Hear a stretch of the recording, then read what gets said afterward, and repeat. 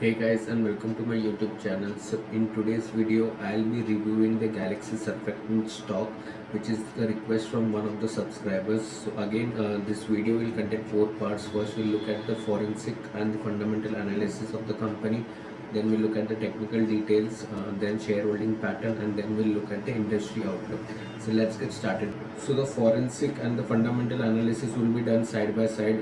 So forensic is generally done to see if there is any accounting fraud or mismanagement of cash by the company's management, and fundamentals is generally to observe the growth and how steady the performance has been of the company. So as the setup, you might already know because I've already covered it in the previous video. If you haven't watched the previous setup video, I'll leave a link in the descriptions, so that you can also have a setup of screener ready to just ROCE ROE ratio looks about 12% marks, which is a healthy sign. I by E ratio, which is to understand how much of the earning is put back as investments, so 47% looks quite healthy. CFO by PAT helps us to understand how much on profit on paper is converted to cash. So it has to be greater than 1 for a healthy company. So it's a good sign. Dividend growth is also there. Debt to equity ratio is low. Cash producing ability is also good, about 10% mark. Contingent ratio, which is the contingent liability, is less than 0.1, which is a good sign. Cash checks is also less than 0.1, which is a good sign. Then Altman Z score is about 3, which is also a good sign. Operating cash from EBITDA, so it basically tells us the variation of operating cash from operating activities and the profit from operations. So it generally has to be between 80% to 120%, so which is again a good sign. Working capital days is around 75 days, which means the capex that the company shows, it's converted to cash or generated profit from that after 70 days. So this has to be compared with the industry number, but since this is the industry leader, we don't have like a comparison point of view over here. Interest coverage ratio is good. Free cash flow to sales, this means that as the sales are growing, does it have an ability, the free cash flow is also growing. So we do see that the free cash flow to sales is sort of very healthy, around 0.4%, which, so overall the initial setup wise, the company looks quite good fundamentally and also from the accounting fraud point of view. So as the initial setup looks quite promising, we'll move on to the numbers from the profit and loss. So again, if you see the sales, it's quite growing. Expenses are growing. So one more accounting fraud check you can do is check the expenses details and look at the other costs. The other cost has to be constant in a way that if the sales are increasing and the expenses are also increasing, the other cost or the miscellaneous expenses, this is called as, should remain constant. It should not be sort of growing or show too much variation in it. So this is one of the checks that we do as part of accounting fraud. So scenarios, you will observe that the sales are pretty stagnant and expenses are growing, and the reason of expenses that are growing is major contribution is this miscellaneous cost. Then that raises sort of serious questions onto the accounting by the company's management. So this is one of the check from accounting fraud's point of view. Operating margins, which check, are quite growing and stable. Net profit overall is sort of growing over the years, and EPS is also growing. So this is like from profit and loss statements, we do observe quite good growth in this particular company. And then we'll move on to the balance sheet. So balance sheet, one check you can do in terms of accounting fraud is that the reserves of the company should match with the net profit of the company. So if the net profit of the company is sort of growing, the reserves are also growing. So reserves should basically be in line with the net profit that the company is showing. So if it happens that the net profit is not growing and only the reserves are growing, then that's a sort of a bad sign as compared to accounting fraud is concerned. So this is one of the check that we can do, compare the reserves with the net profit. So here we also observe that since the net profit was growing and the reserves growth is also in line with the net profit growth. So that's a good sign in terms of accounting fraud. Then we'll move on to the cash flow. So in cash flow, we'll first look at the cash flow from operating activities. So generally, the profit from operations has to be in line with the cash from operating activities, and the ratio which covers that is this particular ratio, OC from EBITDA.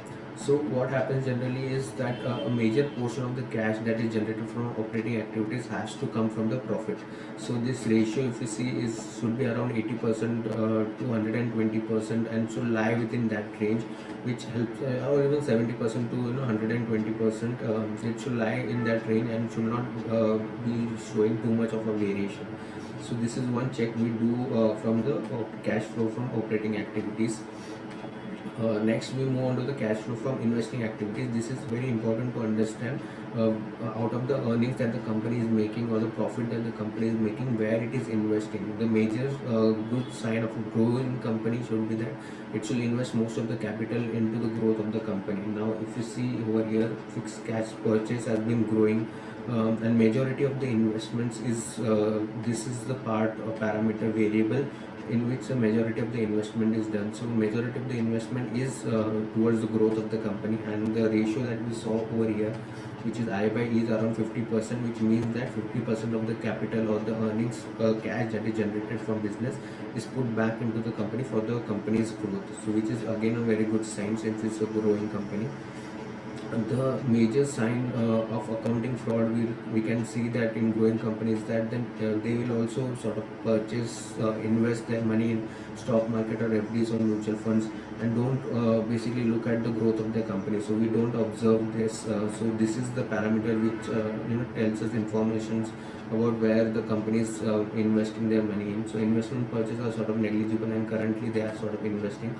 So from overall investing point of view, we also looked at there is some other investing items, which means the acquisitions of companies or buying new companies. So overall, from investing point of view, we do see that the company's capital allocation is sort of very good, and they believe in the growth of the company, and don't and not diverting towards investing in mutual funds or stocks or other relative other income sources basically.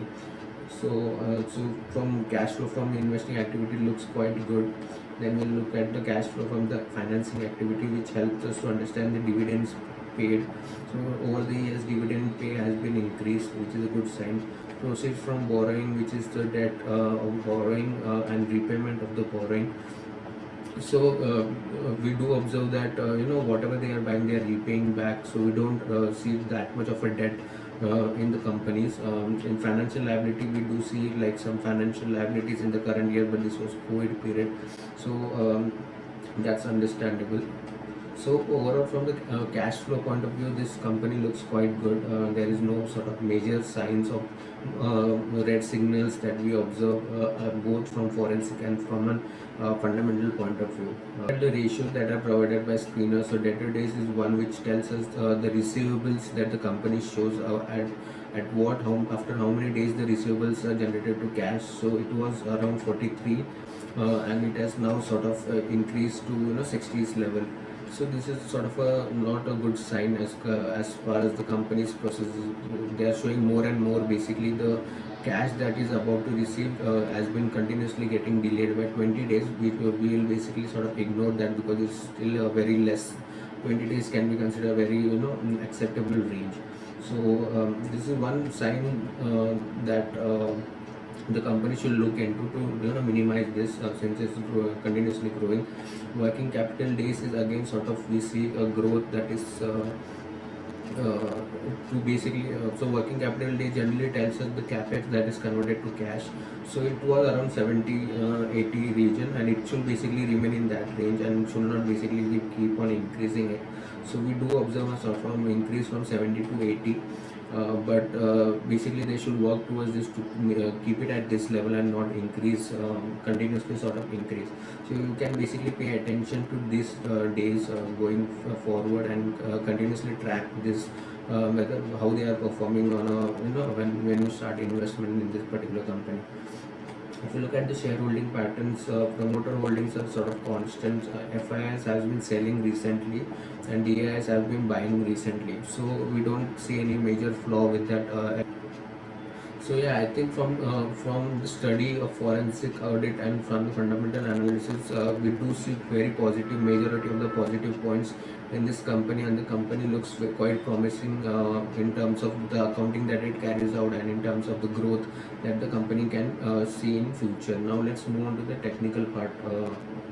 So this is the daily level candlestick pattern. So this company was recently listed around in 2018, and hence you don't have too much of a history with this particular company. If you look at the recent performance, so since May till August, so May, June, July, August, I think for 5-6 months, for the last 5-6 months, it has been trading in this particular zone, and I have not moved out of this particular zone. So it's basically range bound currently, and that's a good basically sign that you should basically wait for this range to be broken. Most likely, since Nifty has its all-time high level, it's likely that, and this also falls in the mid-cap zone. It's likely that a correction will be seen in all the mid caps, and this will also affect the stock price. So you should basically be waiting for this range to be broken, and it's likely that the range will be broken on the lower side. So if you look at the lower side range, it's around 2900, that will be broken, and then you should basically wait till the 200 exponential moving average, till the price touches the exponential moving average 200 days. So that will be sort of a very good time, to enter this particular stock, because the forensic and fundamentals look quite good. It will be basically, as of now, if you enter, you will basically be get stuck in this range bound. Hence you should basically wait for this range to be broken, and then you can sort of make an investment. And as we see, it's likely that the range will be broken towards the lower side, and then it will basically proceed towards the 200 EMA value, and then basically you can enter this particular stock. So now if you look at the shareholding patterns of the company, promoter holds around 70% and public holds around 30%. If you look at the majority of DIs who hold a stake in this particular company, so we observe like very prominent mutual funds do hold a stake in this company. Also foreign portfolio investors around 2.9%. One more point that you should check from an accounting fraud or cash mismanagement point of view is the director's relative stake. So if like a large portion of the stake is owned by the director's relative, there is some suspicion that can be drawn from the company's management. So it's always better to invest in those companies where the relatives and family members are not sort of involved and hold stake in the particular company. I don't know what would be sort of a benchmark for this, and basically I'll study further onto this, and let you know what will be the strict benchmark that we should observe for this. But 0.5 I think is sort of very minimal stake at the director relatives hold. So in general, I think from shareholding point of view also, the company looks solid. There is no major flaw that we can see in terms of shareholding pattern. Now let's come on to the industry growth or the industry outlook for this particular stock. If you read about in the screener, it basically mentioned the stock or the companies into manufacture of the specialty chemicals, which are into this personal care, oral care, skin care, soaps and shampoos. So it basically is a major supplier to major FMCG brands. So if you think about like HUL, it is the back end. This company can be thought of a back end to what HUL is.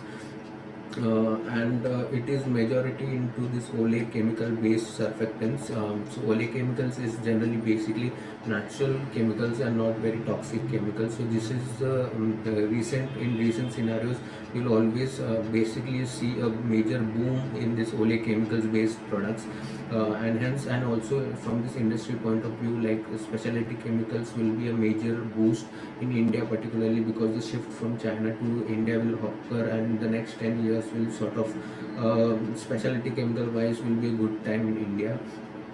So industry outlook looks quite promising in India particularly, and we do see like a quite good growth in the upcoming 10 years, and the major benefiter will be these companies only, which are the pioneers in ole chemical based surfactants and specialty care products.